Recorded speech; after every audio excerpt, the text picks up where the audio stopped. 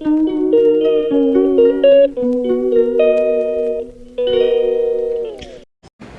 বন্ধুরা, সবাই কেমন আছেন? আজকে আর একটা ডেইলি ব্লগ নিয়ে আপনাদের সামনে চলে এসেছি। আর আজকে আমি সকাল থেকে যা যা করব সেটাই দেখাবো। তো আজকে সকালে ঘুম থেকে উঠেই আমি আমার হাজব্যান্ডের জন্য দেখুন অফিসে যাবে খেয়ে, তার জন্য আমি একটুখানি টিফিন বানিয়ে দিচ্ছি। টিফিনে আমি বার্গার বানাচ্ছি। তো বার্গার বানানোর জন্য কি কি লাগে সেগুলো আমি সবই এক এক করে রেডি করে রাখছি। একটু বার্গারের প্যাটিটা বার করে রেখেছি আগে থেকে ফ্রিজ থেকে। তো এবার আমি শসা, পেঁয়াজ, টমেটো সেগুলো সবই কেটে নেব এক এক করে। তারপরে আমি একটু বার্গারের প্যাটিগুলোকে ভেজে নেব। ভেজে নেওয়ার পরে আমি এই ফ্রাইং প্যানেই একটু বাটার দিয়ে নেব। বাটার দিয়ে বার্গারের বানগুলোকে আমি ভালো করে একটু দু সাইডে সেঁকে নেব। সেঁকে নিলে একটু খেতে ভালো লাগে বেশি। তো এই এক এক করে সবকটাই বান আমি সেঁকে নিলাম। সেঁকে নিয়ে তারপরে আমি সেগুলোর মধ্যে এই যে দেখুন টমেটো সস, একটু মেয়োনিজ এইগুলো দিয়ে ভালো করে দুপাশে একটুখানি ভালো করে দুটো বানিয়ে ভালো করে মাখিয়ে নেব। একটু খেতেও ভালো লাগে তাহলে। তারপরে আমি পেঁয়াজ, টমেটো, শসা যা যা আমি সেগুলো নিয়েছিলাম সেগুলো দিয়ে দেব। বার্গারের প্যাটিটা আমি উপরে একটু সালামিও ভেজে নিয়েছিলাম, সেটাও দিয়ে দেব। যে দেখুন, তারপরে আমি এর মধ্যে একটু আমুলের চিজ ওটা স্লাইস করে দিয়ে দেবো, খেতে আরও বেশি টেস্টি লাগে। ভালো করে দিয়ে দেব। পুরো চিজটাই আমি এখানে বার্গারের মধ্যে দিয়ে দেব। দিয়ে তারপরে এই বার্গারটা আমি মাইক্রো ওভেনে দিয়ে দেব। 1 মিনিটের মতো দিলেই মাইক্রো ওভেনে প্রায় রেডি হয়ে যাবে। মাইক্রো ওভেনে আমি দিয়ে দেবো। রেডি হয়ে গেছে আমাদের বার্গার। তো আমার হাজব্যান্ডও অফিসে যাওয়ার জন্য এখন চান ঠান করে এসে বসেছে, টিফিনটা ওকে দিয়ে দিই। তো ওর খেয়ে কেমন লাগে একটু দেখি, শুনি ওর মুখে খেয়ে কী বলে, ভালো হয়েছে কি না। যাক, ও তো ভালোই বললো যে ভালো হয়েছে খেতে। ও এদিকে টিফিনটা খাক, তার মধ্যে আমি আমার এই যে দেখুন রান্নাঘরের কি অবস্থা হয়েছে, এটাকে ঝটপট ক্লিন করে নিই। দেখুন পুরো কি অবস্থা। এই যে ক্লিন করে নেওয়ার পরে দেখুন ঠিক এই রকম হয়ে গেছে আমার রান্নাঘরটা। পুরো পরিষ্কার করে নিয়েছি। ততক্ষণে ওর বাবাও অফিস যাওয়ার জন্য রেডি হয়ে গেছে।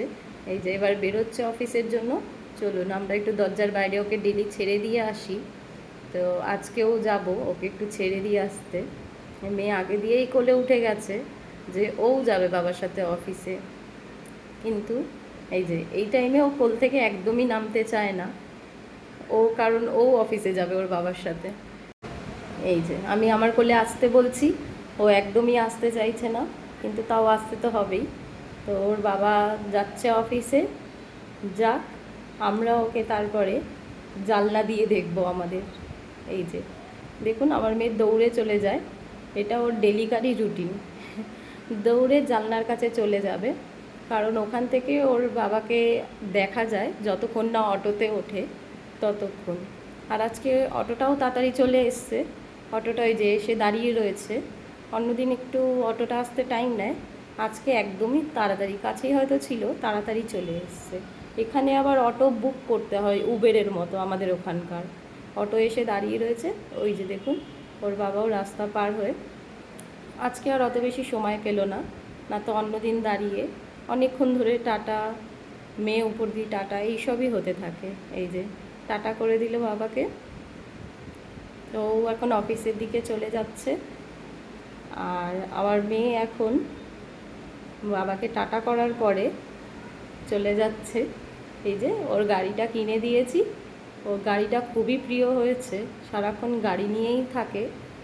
এখন একটু গাড়ি নিয়ে ও একটু খেলাধুলো করুক, তারপরে আবার দেখা হচ্ছে কিছুক্ষণ পরে। দেখুন আমরা চান টান করে রেডি হয়ে গেছি।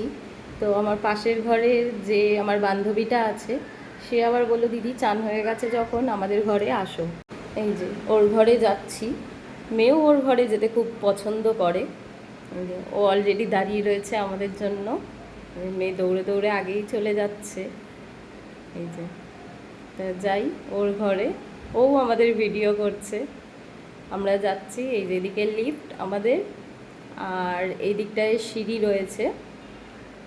এই যে ওর ঘরে, ওর ঘরটা কেমন দেখুন, সেম পুরো আমার মতোই একদম। একদম একই ঘর। আর হচ্ছে ওর ঘরটা খালি একটু বাথরুমটা একটু ভেতরের দিকে ঢুকে যেতে হয়, এইটাই। এই যে দেখুন আমার মেয়ে এসেই বদমাইশি শুরু করে দিয়েছে, ওর এই চেয়ারটা এতটাই প্রিয়, ও এসেই আগে চেয়ারে উঠবে। তারপরে আমরা একটুখানি সময় কাটানোর জন্য দুজনে মিলে লুডো খেললাম। লুডো খেলে বেশ ভালোই লাগলো। লুডোটাও সময় কাটানোর জন্যই কিনেছে। আর আমরা লুডো খেলি মাঝে মধ্যেই, লুডোটা খেলে বেশ ভালোই লাগছে এখন করে। তারপরে আমার মেয়ে এই যে এইদিকে লেখা, ওকে ওকে একটা স্লেট দিয়ে দিয়েছি, তো ওর মধ্যে এখন লেখালেখি করছে। তারপরে আমি একটু গিটার কিনেছে আমার বান্ধবী, তো আমাকে বললে দিদি তুমি একটু বাজিয়ে দেখাও। আমি তো একদমই বাজাতে পারি না। বলছে তুমি বাজাও, আমি তোমাকে শিখিয়ে দেবো। যাই হোক, আজকে এখানেই শেষ করলাম। দেখা হবে আবার অন্য কোনো ব্লগে। সবাই সুস্থ থাকবেন, ভালো থাকবেন।